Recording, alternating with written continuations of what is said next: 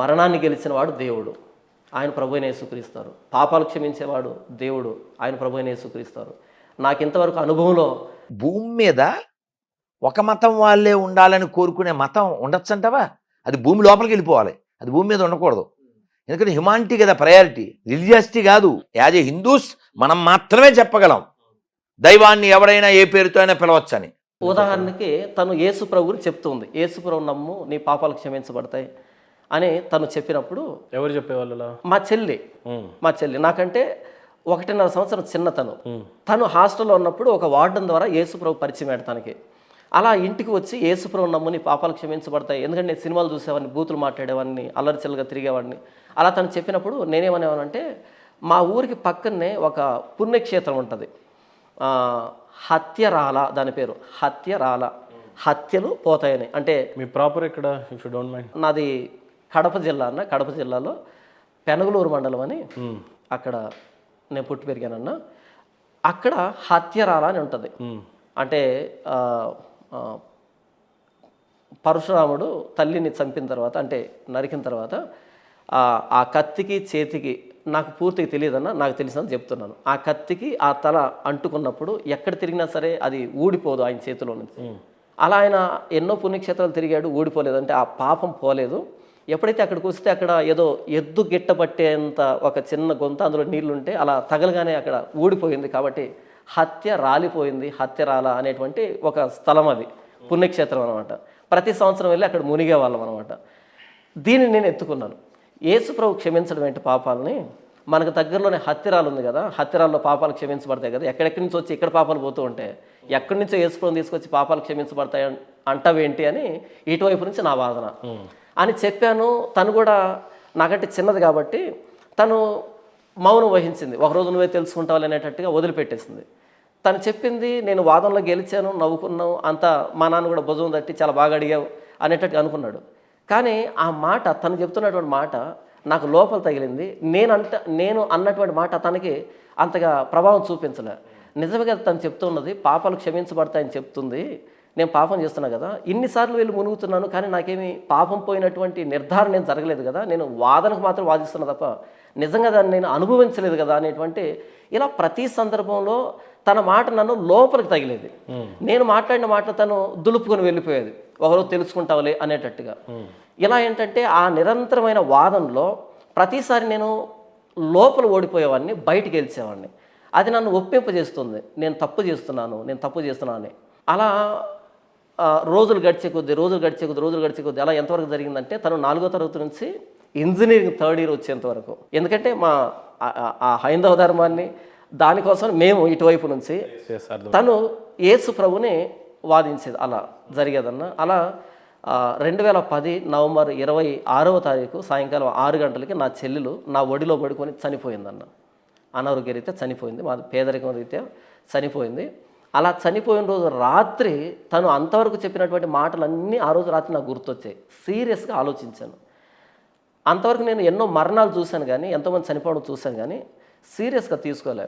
మనిషి అన్నాక మరణిస్తాలి అని అనుకున్నాను తప్ప, మొట్టమొదటిసారి నా చెల్లెలు అంటే నేను ప్రాణంగా ప్రేమించినటువంటి చెల్లెలు నా ఒళ్ళో పడుకొని చనిపోయినప్పుడు అప్పుడు నిజంగా ప్రశ్న వచ్చింది, ఈ మరణం అంటే ఏంటి? ఇంతవరకు మాట్లాడింది కదా, ఇప్పుడు మాట్లాడటం లేదేంటి అంటే, ఇంకా ఇలా చేయి తీసి తన పొట్ట మీద పెడితే ఇంకా వేడిగా ఉంది, ఇంకా వేడి కూడా చల్లారలేదే, ఇప్పుడే కదా మాట్లాడింది, ఎందుకు మాట్లాడట్లేదు, ఏంటి మరణం అంటే, ఎందుకు మనిషి మరణిస్తున్నాడని ఎన్నో ప్రశ్నలు అన్నా. అంతవరకు ఎన్నో ప్రశ్నలు వచ్చినప్పుడు ఆ రాత్రి అంతా ఆలోచిస్తూ ఉన్నా, తను చెప్పిన మాటల్ని, తను మరణించింది, ఈ మరణం ఏంటి అసలు. ఎందుకంటే నాకు ఊహ తెలియకముందే నా తల్లి చనిపోయింది, నాకంటే ముందు పుట్టినటువంటి అన్న చనిపోయాడు, ఇప్పుడు చెల్లి చనిపోయింది, ఇద్దరు మిగిలాం, నేను మా నాన్న ఇద్దరు మిగిలాం. మన హైందవ ధర్మం ప్రకారం ఏం చెప్తారు అంటే, యమదూతలు వస్తారు ఈ ప్రాణాన్ని తీసుకుని వెళ్ళడానికి, ఇలా అంటారు కదా. ఒకవేళ యమదూతలు వచ్చి ఉంటే కనుక ఇప్పుడు మా ఇంట్లోకి వచ్చారు, నేను మా నాన్న మా చెల్లి ముగ్గురు అక్కడే ఉన్నాము, నా మీదకో మా నాన్న మీదకో ఆ మరణం రాకుండా తన మీదకి వచ్చింది కాబట్టి తను వెళ్ళిపోయింది. ఒకవేళ నా మీదకి వచ్చింటే నా పరిస్థితి ఏంటి? నా చెల్లెలు చెప్తున్న దాని ప్రకారంగా నాలో మంచితనం ఏం లేదు, నేను పాపాత్మని కదా, పాపం చేస్తున్నా కదా, పాపం చేసిన వాళ్ళకి నరకమే కదా, నేను నరకానికి వెళ్ళవలసిన వాడిని కదా అని అప్పుడు ఒక సీరియస్ థాట్ వచ్చింది నా మనసులో. ఇప్పుడు చెల్లి మరణించింది, నా కుటుంబంలో చాలామంది పోయాం, ఇప్పుడు నాన్న నేను ఇద్దరమే మిగిలాం, ఈసారి మరలా ఈ యమదూతలు లేదా ఈ మరణం అనేది మా ఇంటి మీదకి రాదా, వస్తుంది. అప్పుడు మా నాన్న నేనా అనేటువంటి ఒక ప్రశ్న వచ్చింది. ఈసారి మరణం మరలా నా ఇంటి మీదకి వచ్చేటప్పటికి నా చెల్లి చెప్పినట్టుగా నేను పాపాత్మునిగా కాకుండా నేను పాపాలు పోగొట్టుకున్న వాడిగా మారాలి అనేటువంటి ఆలోచన చేశాను. ఆ రోజు రాత్రి మరణం గురించి ఆలోచించాను. ఒకటే లోపల సముద్రంలో ఎలాగైతే అలలు ఎగసిపడతాయో అలా అనుమానం, సందేహాలు, ఏంటంటో. ఉదయం తెల్లవారింది, అన్ని కార్యక్రమాలు జరుగుతున్నాయి, పాస్టర్ వచ్చాడు, అంటే మా చెల్లి బ్యాప్టిజం తీసుకుంది. అలా సమాధి దగ్గర తీసుకుని వెళ్ళాం. ఆ సమాధి లోపలికి దించుతున్నాం తనని, త్రాళ్ళతో ఆ పెట్టెలు పెట్టి దించుతూ ఉన్నప్పుడు ఆ పాస్టర్ గారు నా దగ్గరకు వచ్చి భుజం మీద చేసి, మణికంఠ, ఈ సమాధి 6 అడుగులు ఉంటుంది, కానీ ఈ సమాధిని గెలిచిన వాడు ప్రభువైన యేసుక్రీస్తు వారు అన్నాడు. ఆయన తెలిసి అన్నాడు, తెలియకన్నాడు, ఎందుకన్నా నాకు తెలియదు, కానీ ఆ రాత్రంతా నేను ఏడుస్తున్నది, మరణాన్ని గెలిచిన వారు లేరా, అందరూ మరణించడమేనా, ఎవరు మరణాన్ని గెలిచి దాని మీద అధికారం సంపాదించడం లేడా అనేటువంటి ఒక బలమైన అనుమానం వస్తుంది. ఎప్పుడైతే ఆయన మాట అన్నాడో, ఇదే కదా నేను వెతుకుతున్నది రాత్రంతా, ఈ మరణం మీద అధికారం కలిగిన వాడు కదా కావాల్సింది నాకు, మరణించిన వాడు కాదు, మరణాన్ని గెలిచిన వాడు కదా దేవుడు అని. అప్పుడు అన్ని సమాధానాలకి ఆ ఒక్క మాట, అన్ని ప్రశ్నలకి ఆ ఒక్క మాట సమాధానంగా నిలిచింది. ఎస్, మరణాన్ని గెలిచిన వాడు దేవుడు, ఆయన ప్రభువైన యేసుక్రీస్తారు. పాపాలు క్షమించేవాడు దేవుడు, ఆయన ప్రభువైన యేసుక్రీస్తారు. నాకు ఇంతవరకు అనుభవంలో నేను పిలిచిన ప్రతిసారి ఈ పరిస్థితుల విధానంలో నాకు సమాధానం ఇచ్చినవాడు ప్రభువైన యేసుక్రీస్తారు, ఈయన దేవుడు అని నిర్ధారించుకొని అప్పటి నుంచి ఆయన గురించి నిజంగా చదవడం, నిజంగా తెలుసుకోవడం ప్రారంభించాను. అలా 3 నెలలకు ప్రభువైన యేసుక్రీస్తారు ఎవరో సంపూర్ణంగా అర్థం చేసుకున్నాను. అలా మీరు మారారు. అలా నేను ప్రభువైన యేసుక్రీస్తుని అంగీకరించాను. జాన్ పాల్గా అప్పుడు మారారు. అవునన్న. బాప్తీసం తీసుకున్నారు. అవునన్న. బైబిల్ని ఇప్పుడు ఎన్నిసార్లు చదువుంటారు మీరు? ఎన్నిసార్లు చదివాను అన్నది నాకు తెలియదన్నా. ఒక విషయం అర్థం కాకపోతే అర్థమయ్యేంత వరకు చదువుతానన్న. దాదాపుగా బైబిల్ని అయితే చదివేసి ఉండుంటారు. చదివాను. కొన్నిసార్లు మనం అడిగినటువంటి అధ్యయనంలో కొన్ని చాప్టర్స్ చెప్తే చెప్పలేమేమో కావచ్చు, కానీ మోస్ట్ ఆఫ్ ద టైం బైబిల్ని అయితే మీరు చదివారు. ఎసెన్స్ అయితే తెలుసు నాకు. హిందువుగా ఉన్నప్పుడు భగవద్గీతను ఎప్పుడైనా చదివారా? అస్సలు చదవలేదన్నా. జీసస్ని తెలుసుకోవడానికి కొన్ని సంఘటనలు చెప్పాయి, అందులో నుంచి మీరు రూపాంతరం చెంది ఆ తర్వాత క్రిస్టియానిటీని స్వీకరించారు. అవునన్నా. ఈ క్రిస్టియానిటీకి ఎన్ని వేల సంవత్సరాలు ఉంది? ఎవరు దీన్ని స్థాపించారు? క్రిస్టియానిటీకి దేవుడు ఎవరంటే మీరేం చెప్తారు? క్రిస్టియానిటీని ఎవరో స్థాపించలేదన్న, ఇది ఫాల్స్ అజంప్షన్. ఇది ఎన్ని సంవత్సరాలు ఉంటాయి క్రిస్టియానిటీ పుట్టడానికి? క్రిస్టియానిటీ అనేది అంటే ప్రభువైన యేసుక్రీస్తు వారు ఆయన శిలువలో ప్రాణం పెట్టి తిరిగి లేచిన తర్వాత, పునరుద్ధరణ అయిన తర్వాత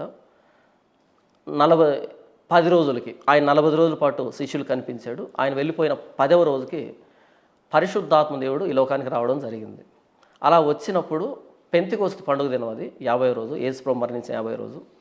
అప్పుడు అపోస్తలుడైన పేతురు ప్రసంగం చేసిన తర్వాత 3000 మంది ప్రభువైన యేసుక్రీస్తుని అంగీకరించి బాప్తిసం పొందారు. భూమి మీద ఒక మతం వాళ్ళే ఉండాలని కోరుకునే మతం ఉండొచ్చంటావా? అది భూమి లోపలికి వెళ్ళిపోవాలి, అది భూమి మీద ఉండకూడదు. ఎందుకంటే హ్యుమానిటీ కదా ప్రయారిటీ, రిలీజియాసిటీ కాదు. యాజ్ ఏ హిందూస్ మనం మాత్రమే చెప్పగలం దైవాన్ని ఎవడైనా ఏ పేరుతో అయినా పిలవచ్చని. నువ్వు కావాలితే పిలు ముస్లింల్ని, క్రైస్తవుల్ని కూడా. అలా చెప్పించు ఉపేంద్రకి సాహో. ఎందుకు వాళ్ళు చెప్పలేరు అంటారు అట్లా? వాళ్ళు బుక్ ఒప్పుకోదు. సౌదీ యువరాజు ఉన్నాడా, ఆయన బుక్ తీసి చూపించాడు టెర్రరిజానికి ఏ పుస్తకం కారణమో, ఏ చాప్టర్స్ కారణమో. కాబట్టి పుస్తకాన్ని బట్టి మా హస్తకం ఉంటుంది. మన పుస్తకం మనకేం చెప్పింది? సర్వే జన సుఖినో భవంతు. వేదం చదివావా? ఉపనిషత్తు చదివావా? చదవకపోయినా నీ నోట్లోంచి ఆ ముక్క వస్తుంది. అవును. ఎందుకని? అది మన బ్లడ్లో ఉంది, మన హెడ్లో ఉంది, ఈ మట్టిలో ఉంది. చదువు రానోడితో కూడా సర్వే జన చెప్తే ఆ మిగిలిన మొక్క చెప్తాడు. అది మన దేశం, అది మన ధర్మం. అందుకోసం చెప్పా, ఇది మన దేశం, ఇది మన దేశం, ఇది మన దేశము రన్నా, ఇది స్వర్గము కన్నా మిన్నా. కాబట్టి మర్చిపోకూడదు. నువ్వు అబ్దుల్ కలాం కంటే గొప్పడువా?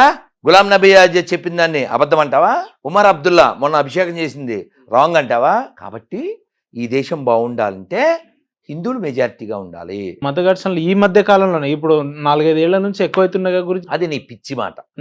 1000 ఏళ్ళ నుంచి ఉన్నాయి, నువ్వు అప్పుడు లేవంతే. ఇప్పుడు మత ఘర్షణే లేకపోతే గోపాలస్వామి గుడి పెద్ద మసీదుగా ఎలా మారింది? ఎవడు ఆక్రమించాడు? మత ఘర్షణ లేకపోతే శివాలయంలో నంది చూసే వైపు శివాలయం లేకుండా మసీదు ఎలా వచ్చింది? ఈ మధ్యలో ఎక్స్ట్రీమ్ అయిపోయింది అంటున్నా. తక్కువ అంటున్నా. మన వైపు నుంచి రియాక్షన్ చాలా తక్కువ, వెరీ పూర్. మనం తారాస్థాయికి వెళ్తే ఏ ఆక్రమించబడ్డా అవన్నీ గుళ్ళు అయిపోయి ఉండాలి. ఏం అవలేదుగా. మరి ఎట్లా గురుజీ వాళ్ళు చేసే మత ప్రచారం నుంచి మనం దూరంగా ఉండాలి, మనల్ని మనం జాగ్రత్త పరచుకోవాలి, అడిగే మనం చేసేది. చేయాల్సిన పనులు ఏంటి? నీ గతం ఏంటో నువ్వు తెలుసుకో, వాళ్ళ మతం ఏమిటో, వాళ్ళ మతం యొక్క ఉద్దేశం ఏంటో తెలుసుకో. ఎదవ అబద్ధాలు ఆడకు, ఎవడో పొట్టుడు చెప్పాడని. రఘుపతి రాఘవ రాజారాం అన్ని నాకెత్తాం అని పాటలు పాడకు. ఉమ్, మూడో లైన్ ఏంటి?